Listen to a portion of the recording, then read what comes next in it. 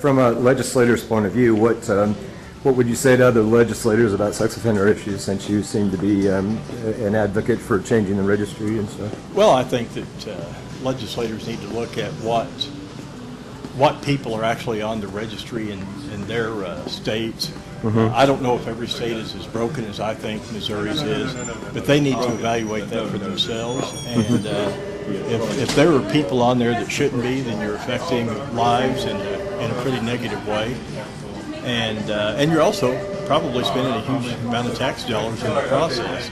So I just say evaluate what your laws are and see if there needs to be changes. In Missouri, I think there needs to be some pretty serious changes. Well, one thing that I've heard senators say, at least in Indiana, where I'm from, is that they take a lot of stock. I mean, you said you obviously don't have time to read all the bills. They take a lot of stock in what's said during the discussion sessions, and that's usually from special interests. So. In most cases, legislators can't read every word put in front of them, and you find the people in the legislature that become experts on certain issues, and that's who you put your trust in. And like I said, I don't know many legislators that do read them all, but this is one that I think constituents care about very deeply. They care about fixing the problems where there are problems.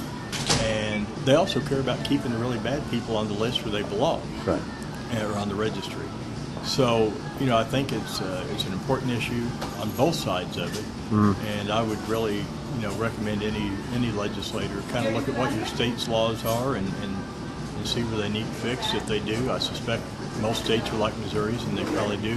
In Missouri, we moved the bill pretty far last year for the first time out, and I'm hoping to see success next year. And again, it's a bill that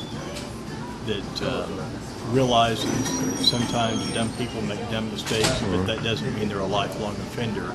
And at the same time, it decreases the punishment for the really bad people that I think the intention of the original law was meant to go after.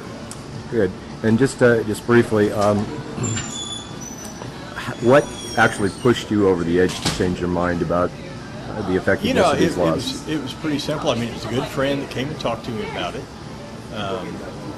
And they just shared some examples of people that are on that list that I don't believe the original laws were meant to do.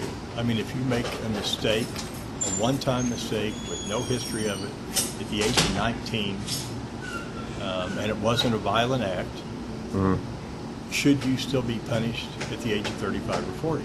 Right. And in my mind, and you've never done anything like that since. In my mind, no, you're probably just a stupid young guy that made a mistake. Right. Now, if it's violence, that's one thing. If you've got a repeat offender, that's one thing. No, I think it's just a matter of going after some common sense on it. Right. Do you think most parents realize how quickly their kid could be on the registry? No, I didn't until I started doing some research, and it's pretty amazing how almost a totally innocent bystander can end up there if they're sent something, say, on their cell phone or their email or whatever, and then it's found out that it was in there. I mean, it's certainly the burden of proof is against them. And again, I think I in no way want to give relief to the really bad people. Right. And I don't know of anyone that does. But I think we need to give a long, hard look at the people that I sincerely believe are caught up in probably what are really good intentions that haven't been thought through all the way.